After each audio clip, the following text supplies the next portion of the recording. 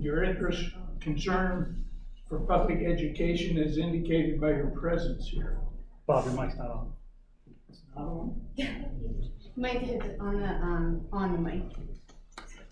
I'm on the recording though. There you go. How does that sound? Great. So do I have to repeat all that? Yes. Your interest and concern for the public education is indicated by your presence. I was asked some weeks back if I would participate in some way with the support Etown school slate of candidates.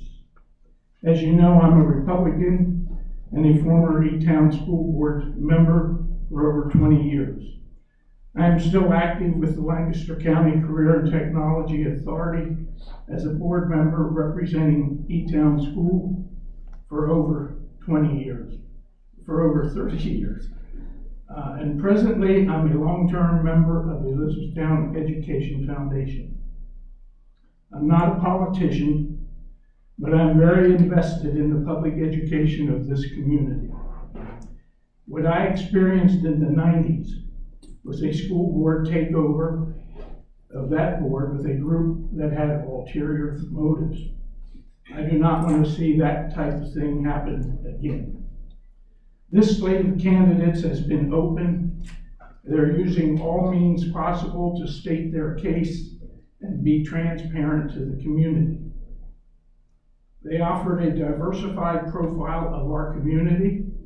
They have been attending many board meetings and gaining an understanding of their role as policymakers, not administrators. I'm here to support them and demonstrate a willingness to work together, bipartisanship, if you will, to continue the outstanding public education we all wish for in the community for our children. I'd like to introduce the candidates now. Beginning on your left, Christy Moore. Christy is a resident of Mountjoy Township, where she lives with her husband and 2 children, both of whom attend the Bear Creek School. She is a public school educator of 18 years, and this is her 3rd time running for the school board. Next to her is Sarah Zahn. Sarah is a business owner and a resident of Elizabethtown for 16 years. She is a parent of the 5th grader in the district and works part-time as an instructional paraprofessional at Bear Creek. She understands the inner workings of the district and will bring that knowledge to the school board. This is Sarah's 2nd time running for school board. In the middle is Kelly Fuddy. Kelly was born and raised in Etown and graduated from EASD. She's a borough resident. She is a parent of 3 children, 1 in private school, 1 in the middle school, and 1 at Bear Creek. Kelly is chaplain at Hershey Medical Center and has held many volunteer leadership roles in the community. This is her 2nd time running for school board. Next to her, we have Karen Lasakovitz.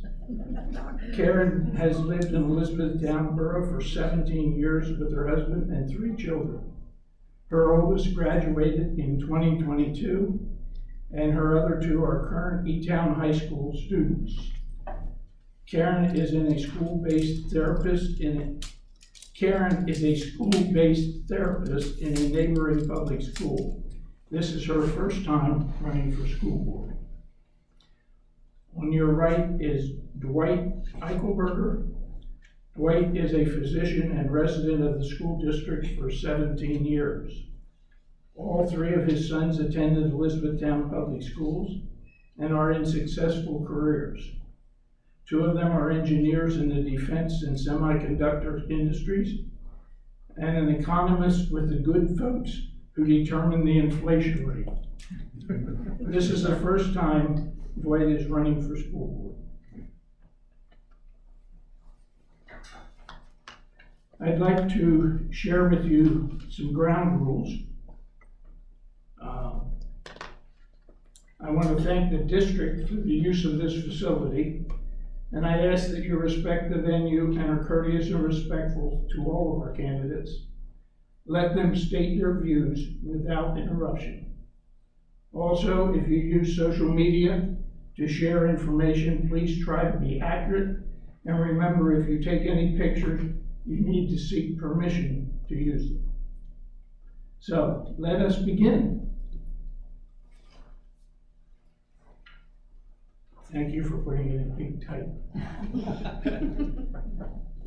So our first question for all of the candidates: what motivated you to run for the school board, and what unique qualifications or experiences do you bring to the position? Well, thanks for coming tonight. We really appreciate you braving the actual kind of election day weather with the rain and the chilliness. I'm a product of public schools from Hagerstown, Maryland. My parents had high school education and expected all 5 of us kids to show up and to do our homework. And in the end, that was my ticket up to college and beyond. I spent 10 years, my wife Brenda, up in northern New Hampshire, doing a health manpower shortage area at a community health center. And in that time, New Hampshire funds everything through property taxes, including the schools. And the local high school in Littleton, New Hampshire was about to become unaccredited through the state simply because the taxpayers in the community didn't want to spend enough money to maintain the facilities at code. So when Brenda and I moved back, we definitely looked for schools that had good reputation. Brenda grew up in Lancaster County, and this is definitely one that she was open to considering. And as you heard, my sons did great. Our sons did fantastic through the education they received here. At the end of the day, I want your kids to be successful as well. And that means staff and teachers who feel supported and who have the opportunity to provide some innovative opportunities for our students, your kids. And I don't see how that happens when the focus is on culture issues and on budget cuts. Hi, thanks for coming out tonight. It's great to see you here. I decided to run for school board. Start again, thank you. Thank you for being here tonight. I decided to run for school director because I believe in the value of public education. I'm a product of public education. I went to Annville Colina High School in neighboring Lebanon County. And then after living in a variety of places for the next 10 years, my husband and I chose Elizabethtown to come here and raise our 3 children. So my kids started out at Mill Road Elementary School. We've been tremendously grateful for the education that they've had, the teachers, the administrators. We've had a fantastic experience. My youngest is now a junior in high school, and so really by the time I'm elected, my family will be all but finished with our Etown schools public education. But kind of like what Dwight said, I really want for all the children in this community to have the same access to great education that my children continue to experience here and have had. And I know that we're a better nation, we're a better state, we're a better community when we have the opportunity to learn.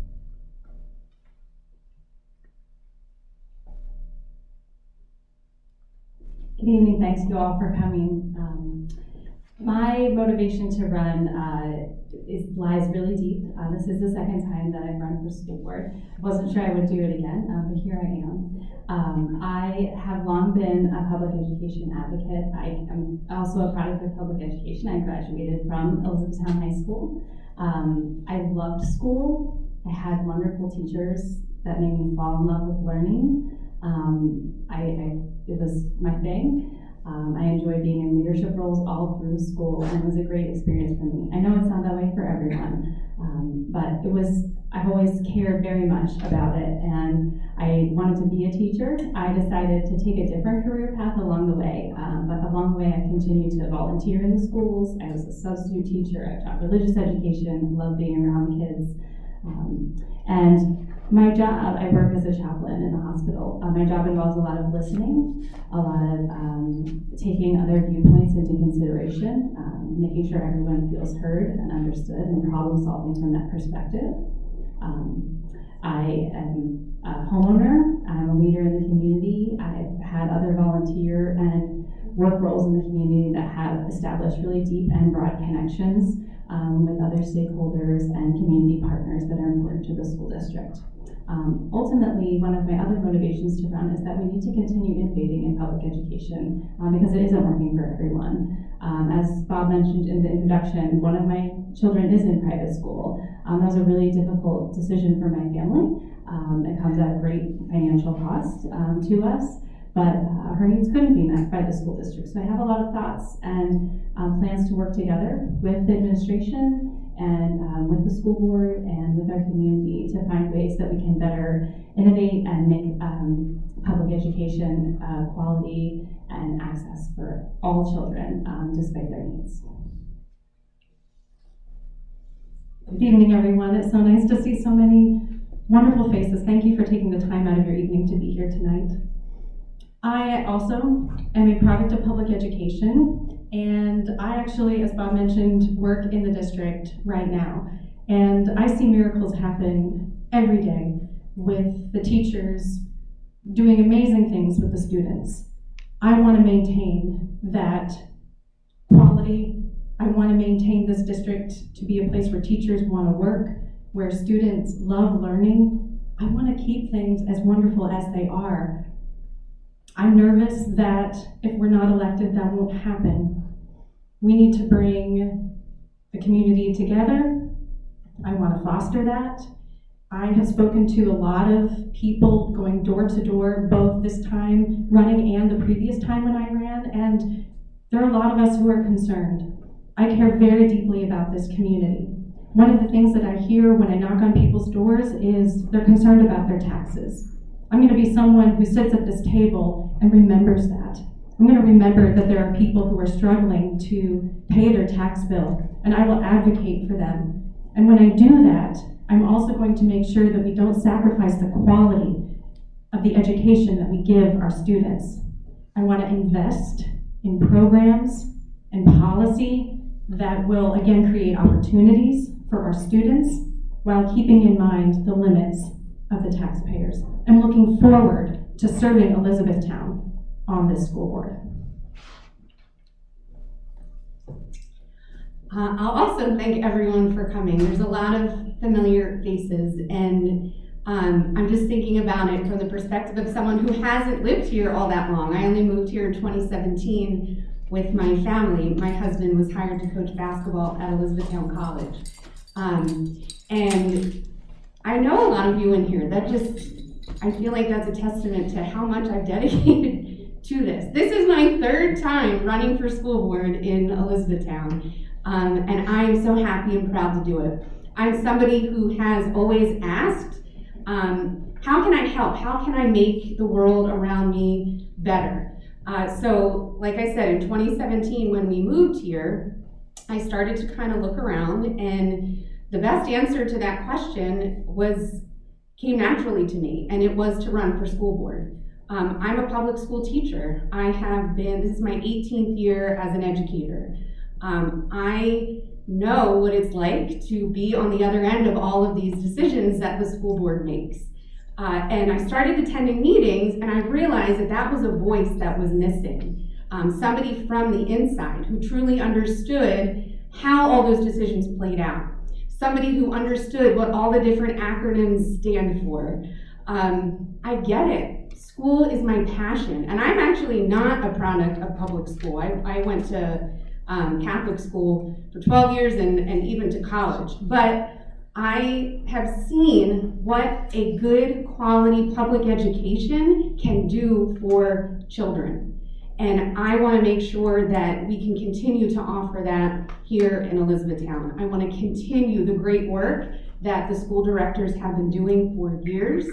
I do fear that there are some who, if they were to be elected, might destroy what we have, are out to destroy public education. It's too important to this community for us to let that happen. So, like Sarah said, it would be an honor to serve on the board to keep this great tradition of excellence going. Our second question is a rather easy question for all of you. Do you regularly attend school board meetings? Yes. I do, for the past couple years. Yes, since 2017. Yes, for the past 3 years. And yes, since 2018, I think I've missed like 5. Thank you. What are your top 3 priorities as school board directors? I'll take that one, Bob. One of the very first things that I would do upon being elected is to reach out to Mr. Craig Hummer and ask to be his mentee. I appreciate his expertise so much, and the district is really going to miss that. I have been paying attention when I attend those meetings to what he says, the answers that he gives when other board members ask questions. I want to learn from him. I want to learn those ins and outs of the finances of this district. We need someone on the board with a really strong understanding of how the finances work, and I want to be one of those people. So that's one of the first things. I also want to restore and rebuild a support system for our teachers so that they feel understood, so they feel supported, and they have their needs met so that they can continue to do those miracles that I mentioned that they do every day. There are members of our opposing slate who have a public history of disparaging our teachers. We cannot elect people who will do that, who will continue to do that.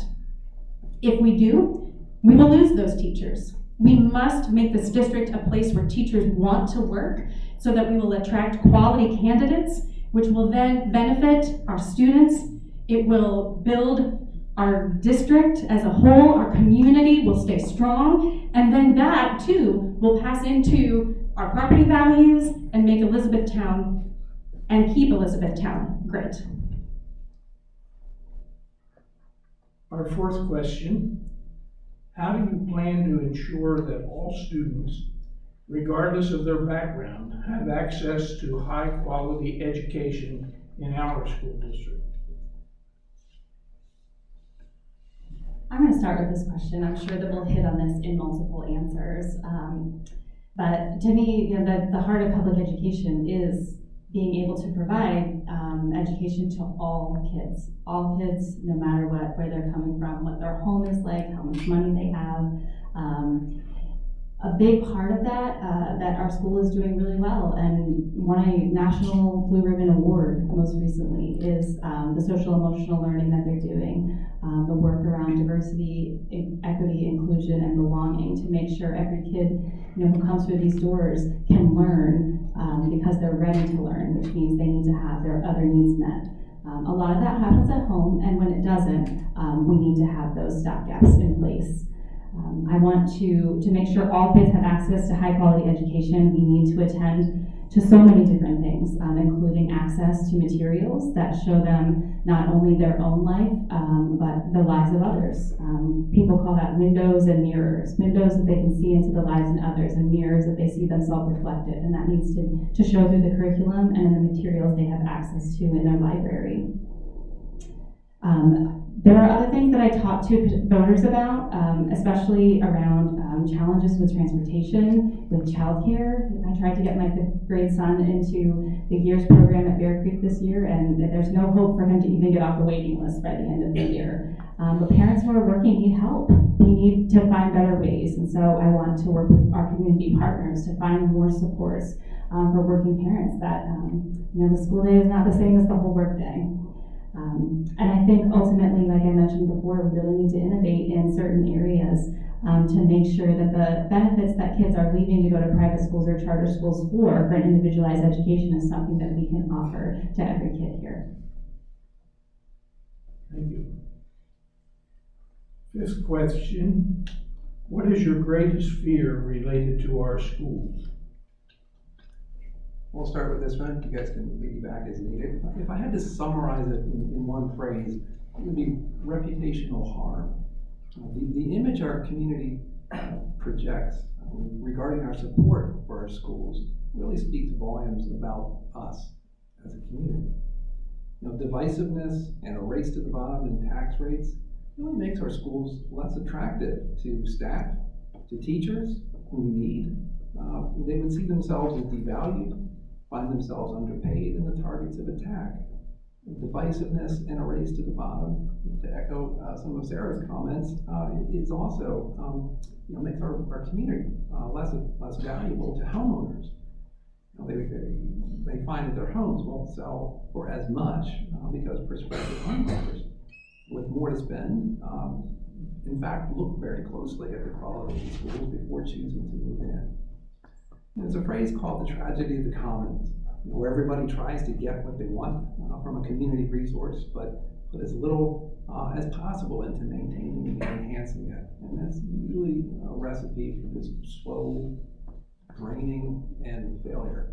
And at the end of the day, we should be proud of our schools, and we should show it by supporting them, both financially, as well as respecting the hard work that the teachers and the staff do every single day to educate our kids and give them whatever opportunity makes the most sense for them, whether it's college, whether it's vocational training, supporting our teachers to do that. And that doesn't happen when the reputation of our schools is impaired.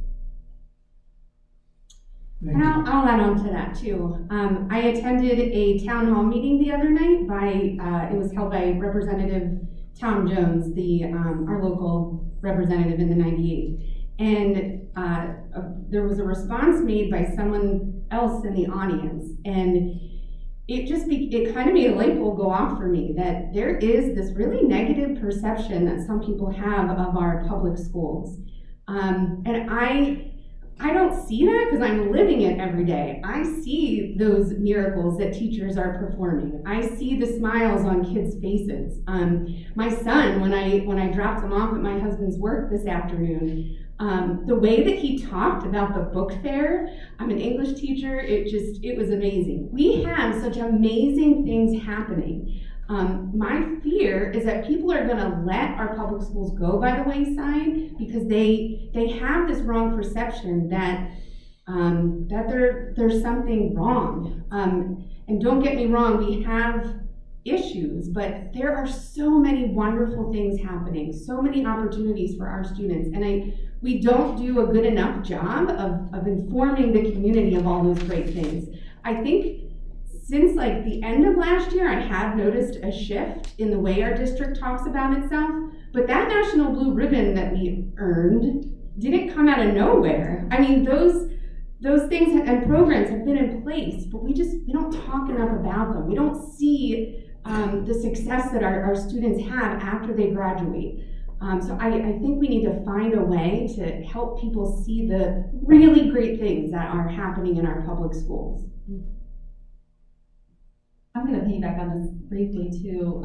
What I hear from some people who don't have kids in the schools, like you were saying, Chris, I get to see it every day. And I know when the school district went to the first one-to-one technology computers, my daughter was in 7th grade, and then very quickly my younger kids came along with that too. And I was really nervous about the role of technology in the schools and our kids just spending all this time on the computer. And as my son got to learn to write, he was in 1st grade during COVID, and he came home and he still couldn't write his name correctly. And I was very nervous about that. And I think as a parent, my experience, for those of you who didn't experience it, during that 2nd year, there was still so much. All these teachers had to move all their curriculum to online. They were still trying to work out the kinks with that, and they also had to, live on the edge of, are we gonna have to send this kid home for, 2 weeks? They need to have everything available online. So I think I had this fear that oh my gosh, are they just gonna do everything on computers now? I hear this from other people, and I just wanna say, from a parental experience, and this is another thing I'd love for us to get out there, is that I see a lot of things that balancing back out a lot, that the technology is really being leveraged for the things that it can do well. And I see my kids back to doing a lot more, paper, pencil, hands-on projects, other things to be well-rounded. I think that was a really exceptional time that our teachers and our students and our administrators had to go through. And I just want to allay any fears, from my perspective of what I see, that our kids are really, they're getting a great quality education here, well-rounded, well thought out, and we need to continue to support that and look for what's going well while we continue to change what we need to do better. Thank you. Our 6th question. In light of recent challenges, how do you propose to support students' mental health and well-being in our district? Thank you. This is a really good question. We all know that issues have been on the rise for a variety of reasons. And schools are really not designed to treat mental health problems. But we know that it's advantageous for the schools to help the entire whole student learn, because students can't learn as well when they're dealing with some mental health issues. So things that I would just say I would continue to support would be the social emotional learning programming, partnerships for mentoring, partnerships for crisis counseling, partnerships for mental health screenings. I think those are all important. It's been over 100 years since school nurses have been a part of public schools. And the reason that happened was because when there were physical issues getting in the way, illnesses, the schools saw that there were better outcomes. It was advantageous to provide the medical care and treat it from that angle as well. So while the schools do not have to be tasked with providing mental health care, it is advantageous for graduation rates. It's advantageous for daily life in the classrooms, and everyone wins when we have these partnerships with mental health providers, mentoring, and crisis counseling. Thank you, Karen. How will you advocate for increased funding for our school district and ensure that resources are distributed equitably among the schools and the programs? I'm going to take this one. So when I was not running for school board, my Facebook page is called Christy Moore, Advocate for Public Education. This is about a lot more than just serving on the school board. I'm someone who has dedicated my free time to trying to find ways to make public education better. We all know, we can all agree that funding in Pennsylvania for our public schools is broken. And it's not something that's going to get fixed overnight, and we know that because our Supreme Court had a ruling last year that told the state that they needed to fix its funding, and that has yet to happen. They're still working on it. But I think something that we will do as a board, and I do see it from some of our current school board members too, is to build relationships with the people that are in charge of that process. So Representative Tom Jones, for example, I've met with him a few times. He loves to tell people that we don't disagree, we don't agree on much, but we do agree that the way our schools are funded needs to be fixed.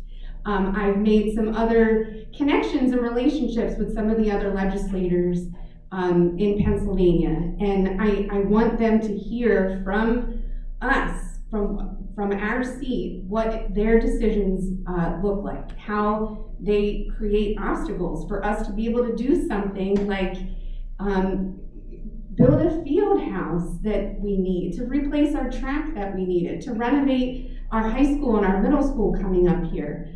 I talked at the last school board meeting. Sometimes I just need basic things like pencils, and I have to go buy them myself.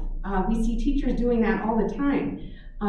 Funding needs to be fixed, and I will continue to be a voice for our local taxpayers and teachers, and I know that the others sitting at the table would say the same.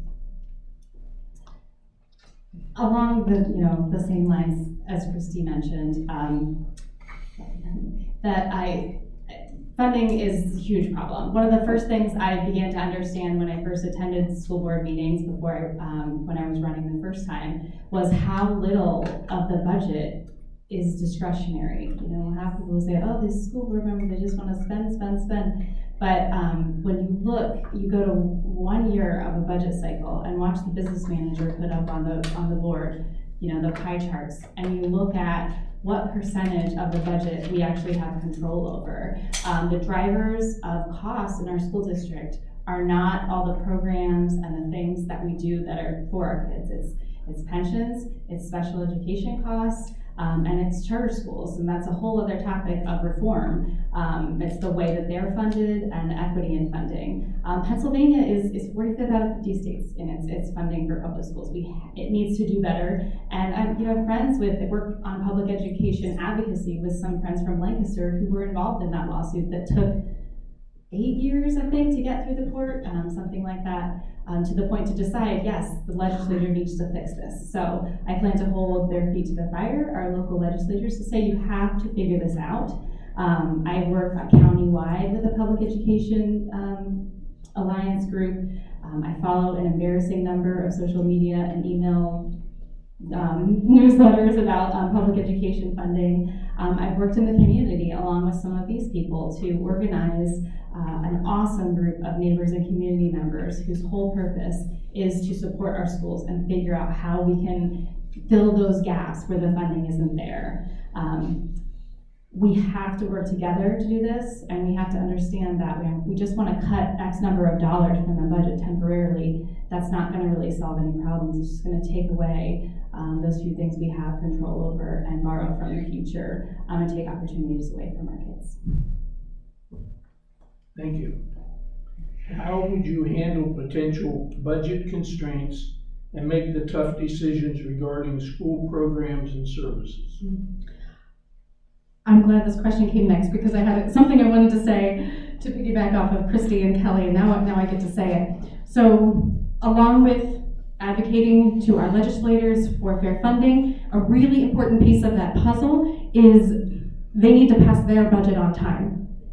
The state consistently does not pass their budget in time for the school district to know how much money they're going to receive, so that we know then how much, if at all, we might need extra help from the taxpayers. I see 2 sitting school board members right here, and I know you both know what I'm talking about. You've had now 2 budget cycles where you've had to make those tough decisions. So we must encourage them to do their job so that we can do our job. It is possible, it really is possible, that if the budget is passed on time at the state level, we will know how much money we have, and perhaps we will not have to raise taxes at the property tax level and still be able to fund our budget properly. But we don't know that. And so a lot of times the school board has to make decisions that are difficult, and it's a guessing game. So I really don't want to have to do that in the future. Also, speaking of taxes, it's important for me to keep the taxes as low as possible while making sure that those programs that we do have discretionary control over are funded. There's something called the Act 1 Index, and that tells each district how much they can raise taxes per year. I am proud of the school board for having consistently kept taxes lower than what they could have raised them. I want to continue to do that.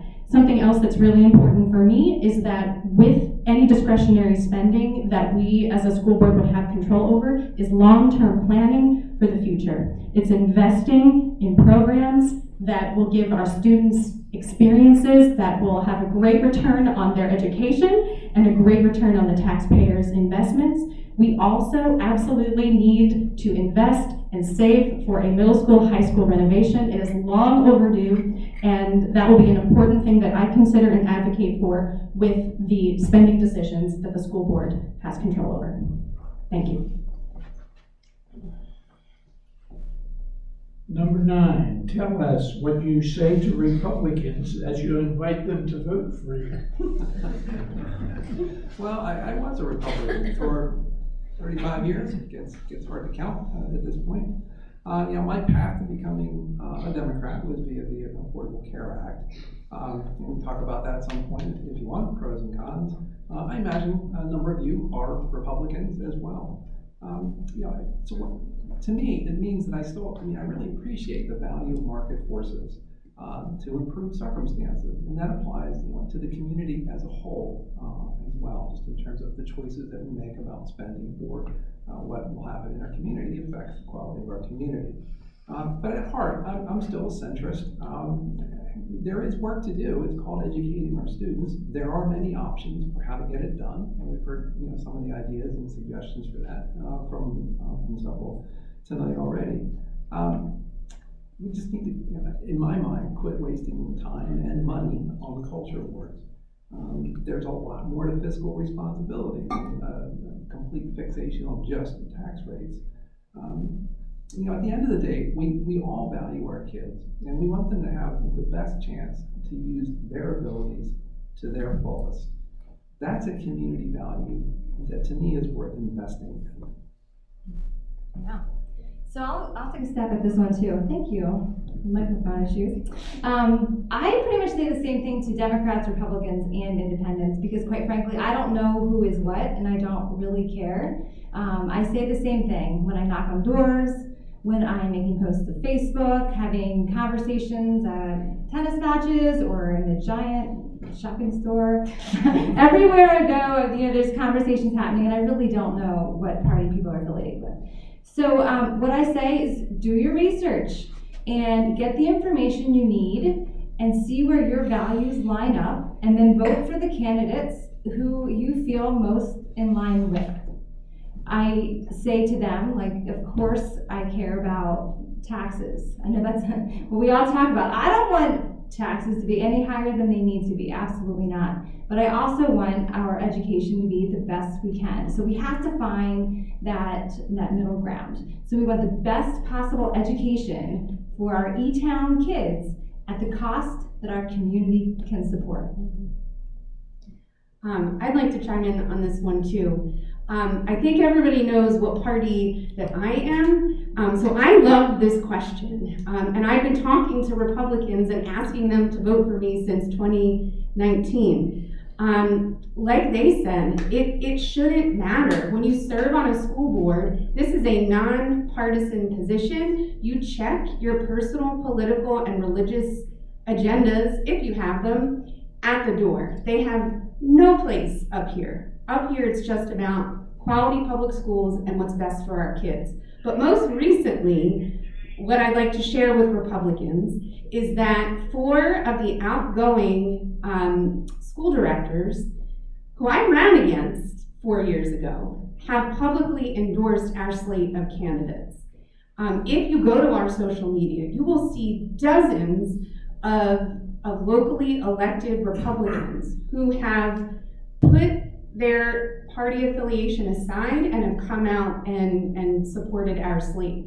It was important to us that we had a Republican asking us the questions tonight. We want the community to know that this has nothing to do with party affiliation and everything to do with our dedication to public school in Elizabethtown. Number 10, what are your thoughts on curriculum development and how would you ensure it remains relevant and inclusive? I'll take this question too. So as I shared, I am a public school educator. I went to college and majored in English and secondary education. I'm certified to teach English to grades 7 through 12. I have been professionally trained to write and develop curriculum. I've spent summer after summer, 17 summers, working on curriculum. Curriculum belongs in the hands of our professionals. They are trained to do it. And Dwight brought up the culture wars. We have a lot of people that are trying to have a say in what our public schools should be teaching. But we really need to trust the professionals because this is their job. This is what they know. That doesn't mean that we leave parents out of it. A number of times over the course of my career, I've had parents maybe question something or just ask for an alternative assignment if there was something in it that they didn't agree with. And as professionals, we will absolutely work with anyone. So the curriculum is developed according to our state standards by professional educators, and I think that is what's best for our kids. I'll add on to this a little. I am not a curriculum expert like Christy, but I do think there are people who are afraid because they're afraid of what their kids might be learning or that might not be the same as what they're learning at home. And my thought about that is, of course they aren't. We all once we are old enough to leave our home without our parents on some level, are going to learn and experience things that our parents didn't teach us. That's a parent's job to keep an open line of conversation with their kid. And it's also a teacher's job to help kids be critical thinkers. You know, as I talk to teachers in this district about how they prepare their lessons and their curriculum, they talk about how, I really admire how carefully they think through ways to ask kids questions to get them thinking on their own rather than telling them what to think or telling them what to believe. If we're never exposed to things outside of, one set of beliefs or understandings, we can't become critical thinkers. And being critical thinkers is so much more important than ever, right? Because I feel like librarians' job when we maybe were in school was like helping you find the right piece of information. Now there's so much information out there. We all have to be savvy enough to weed through it, right? And find what's good information and what's valuable.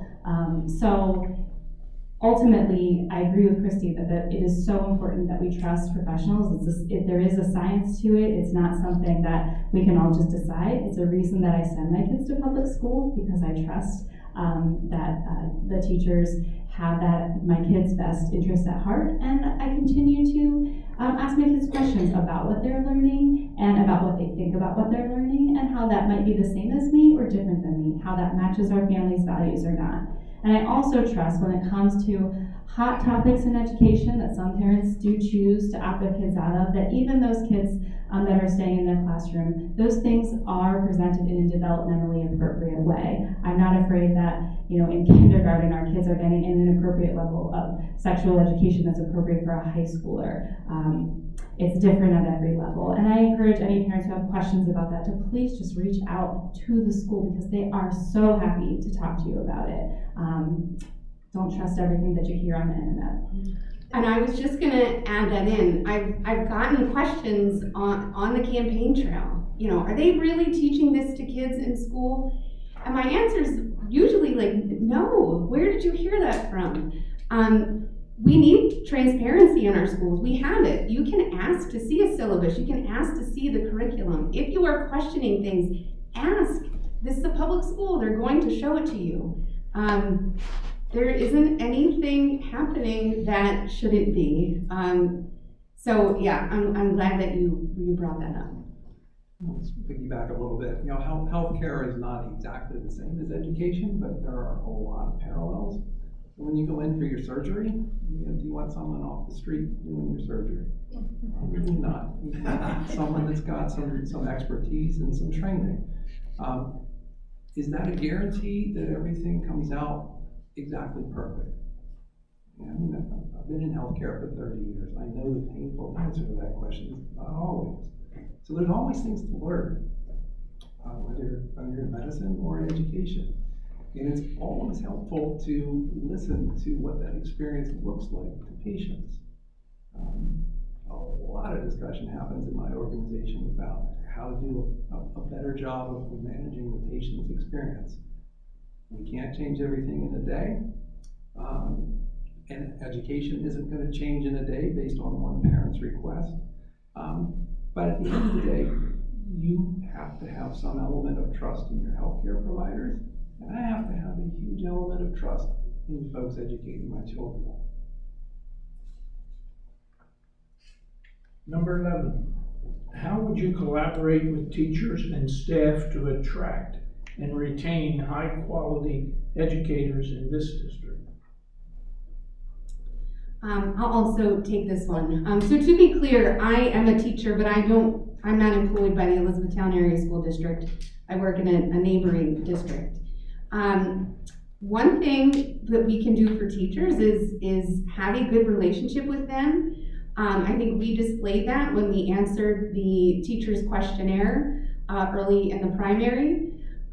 They wanted to hear where we stood on the issues, and we were interested on what they need too. In order for us to be successful here, our teachers need to feel respected, they need to feel welcome, they need to feel valued, and that is something that we can do as a board, is to keep the lines of communication open. I know that there'll be a contract coming up. And I've gotten some questions, Christy, you're a teacher, you're just gonna give them all raises, which they will get raises probably in the next contract. That's just kind of how it works. But I'm also a taxpayer here too, so whatever decision we make for them, I will have to deal with that as well. But we need to offer them a contract that shows that we value them and that they are paid fairly. And if we can do that, we're going to attract the best teachers. We want teachers to come here and stay here for the duration of their career.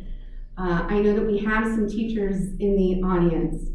Thank you so much for what you do for our kids. But yeah, just keeping those lines of communication open and helping them to feel valued and respected.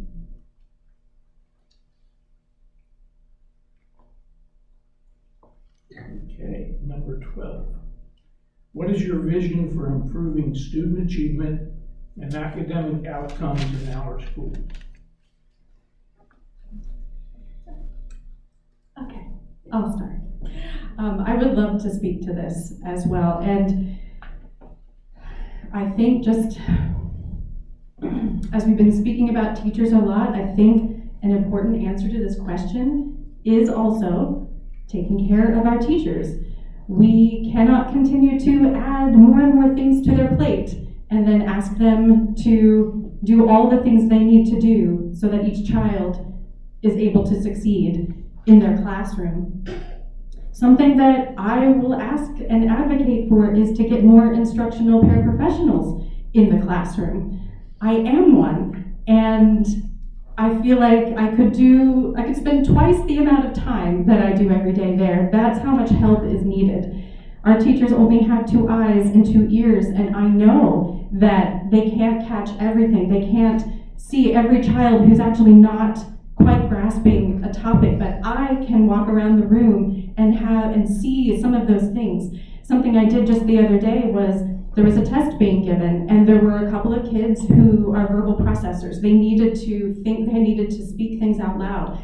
I was so grateful that I was there so that I could actually take those students into a quiet place so they could take the test the way they needed to take it. And then those who needed quiet could take the test the way they needed to take it. So I believe that because of that, the outcome, the academic outcome of those tests were likely higher than if those kids who needed to work it out loud had stayed in the classroom or been quieted or told that they couldn't.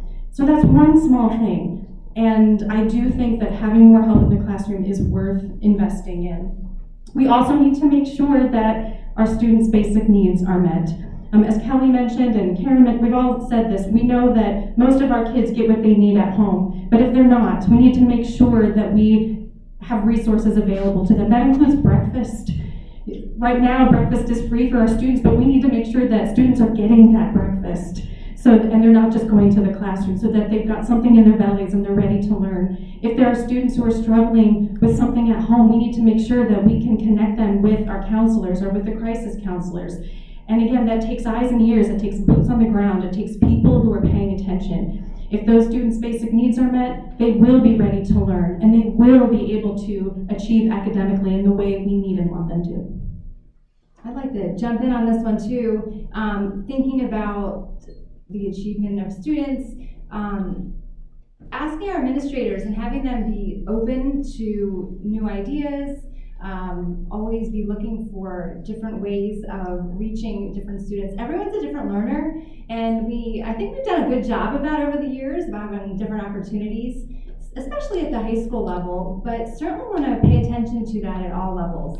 And I think this is another opportunity to reach out to parents, partner with parents, have parents, when they can, be helpers if they can. They can volunteer in the classrooms.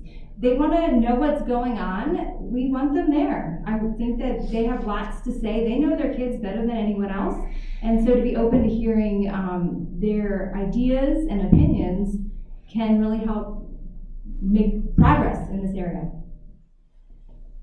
And just to follow that up, so this question is phrased as, achievement and academic outcomes.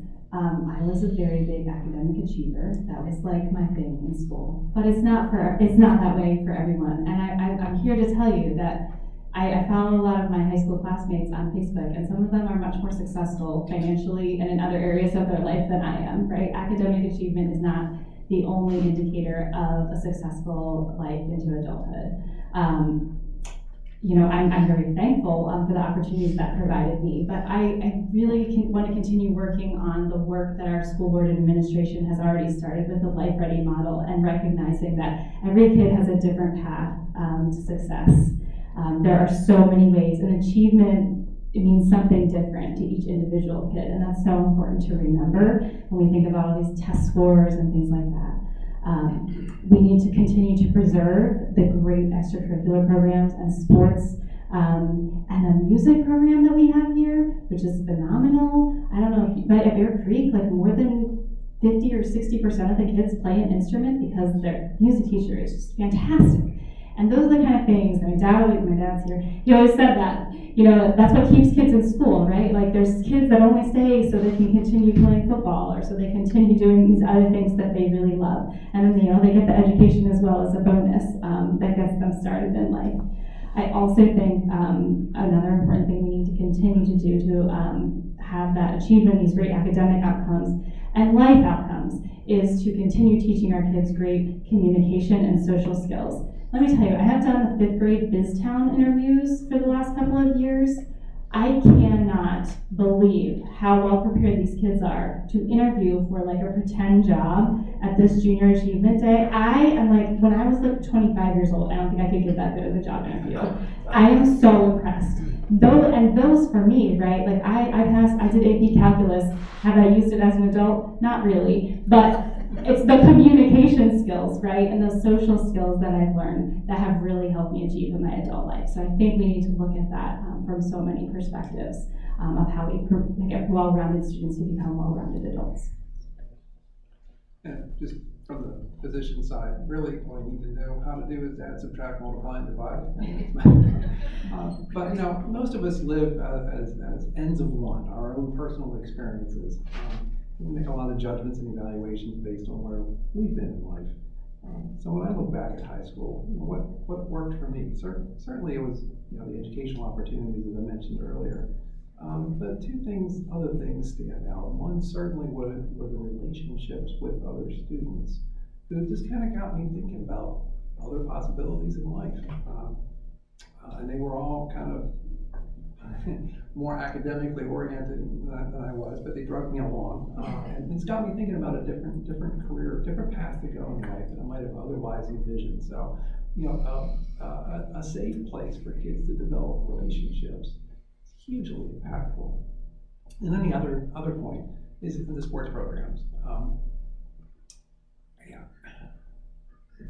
I did track and cross country in high school, kept doing that in college, and continued that through most of my adult life. But my exposure to it, my introduction to it, came through the schools. So again, sports programs done well that focus on developing attitudes and approaches towards helpfulness to carry on through your life. Sure, it's nice to win, but it's really the commitment to helpfulness throughout the lifespan that really is the value for school sports programs. Our last question for the evening. How would you measure the success of your tenure on the school board? And what are your long-term goals for our district's educational system? I think we're each going to comment on this, so we're just going to go down the line here, right? So, outcomes in a sense for return on investment. Now, my day job, part of it's seeing patients, but the majority of it is looking at how well we're doing on certain measures of quality in healthcare, and thinking about ways to try to move the needle in a good direction on that. I'll be honest, in my discussions with other physician builders, what we call ourselves, we configure our electronic health record to do certain things. I always run towards what are we trying to achieve and have we gotten there yet? And some of my very thoughtful colleagues always go to, but how are we gonna do it? How's it gonna affect the people actually doing the work, the boots on the ground piece of it?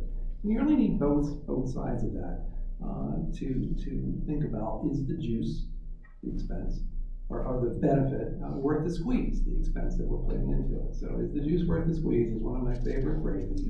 And I will probably plague the administration and the teachers union and everybody else with is that expense justified? But if it is, if you can show me a good reason to do it, spend it.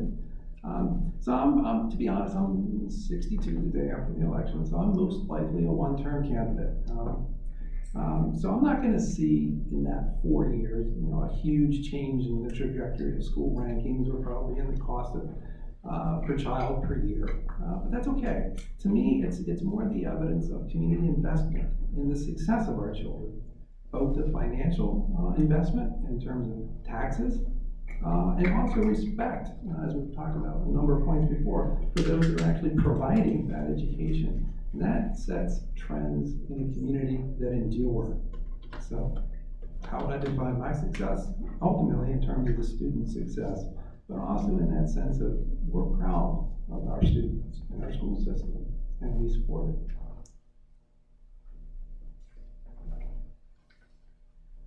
That sounds really good, Dwayne. So success, yeah. So when I think about 4 years on school board, it's a lot of learning, number one. So I've already learned that the board operates within certain confines of the state and the restrictions and the mandates that we have. So I think always keeping that in mind will help us lead to success. Keeping the mission statement and the value statement of our school district primary, I think will lead us to success. Collaborating, working with whoever is on school board is really, really important. So we're not all gonna come at this from the same angle. Every person on that board is different and has a different angle on things. And so figuring out how to do that is gonna be a success. And yes, ultimately, when you see students thriving and when you see teachers wanting to be here, that's successful. I also think following a comprehensive plan and making sure there is a good financial plan in place so that we can incrementally save for the renovations that need to happen is going to be super important to focus on. In addition to what's already been said, one of my biggest measures of our success will be retaining the experienced teachers that we have. Obviously not those who are planning to retire or move on, but those who are such a great value, the people who love teaching. That's what inspires kids to learn. It's what gives them the interest in school, which affects the outcomes, it affects everything else. So I want our school district to be a place that's an environment where teachers want to teach, and a community that they want to perhaps live in and work in. And as far as long-term goals, it's just innovation. I want to get away from all these conversations about things that are not really the work of the school board and have more space to focus solely on what can we change. This is the 21st century. Not all change is bad, not all change is good, but what evidence-based practices can we use, methods, curriculum, tools to do much more to individualize education for each of our kids. It shouldn't be only our gifted kids and our struggling kids that have an individualized education. It should be for everyone, those kids in the middle as well, so that they can thrive and have school place they love to be. Before I fully answer it, I do want to publicly acknowledge that should I be elected to the school board, I would leave my job as an instructional paraprofessional at Bear Creek. It would be a conflict of interest if I were to continue that position. So I do want to state my awareness of that I recognize that yes, it would be a sacrifice to leave that job because I love it, but I would be also stepping into a really important role that I feel very deeply about and believe that I could serve and help the district in this way as well.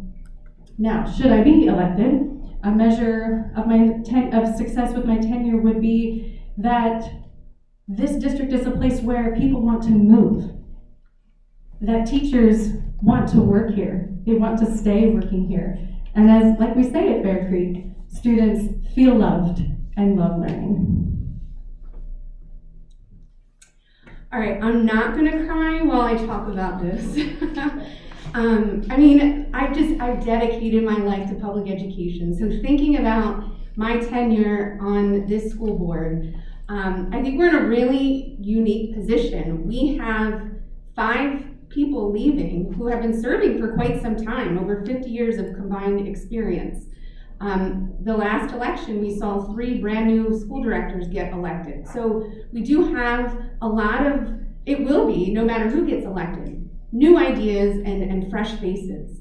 So the sky's the limit on what we can accomplish together. To measure my success, I feel like I want to think about back prior to the pandemic, school board meetings used to have, they were just a lot more centered on our schools. It was centered on our programming. There'd be presentations from different extracurricular groups, different classes in the high school would come. I remember listening to students who made these essays about why it's important that we drink milk, and they were really great speeches. We have gotten so far away from that. We need to bring those things back. We need to bring the focus back to what we are here for, and that is our kids. I think a successful tenure will also be one where the adults can work together, where we end the chaos within our community, where we can be good examples for one another of how we can put our differences aside to work to the benefit of our kids. I echo what they said about property values. I'm also a homeowner. I would hope that we would also be able to say that we sat up here and made decisions with great integrity, that we kept the doors open with the community so that there continues to be transparency and accountability. But are our students leaving here ready to live, learn, and thrive in a global community? Are they ready for whatever their heart desires that will lead them to have a happy and successful and meaningful life? I think that is the best thing that we could all ask for. Thank you.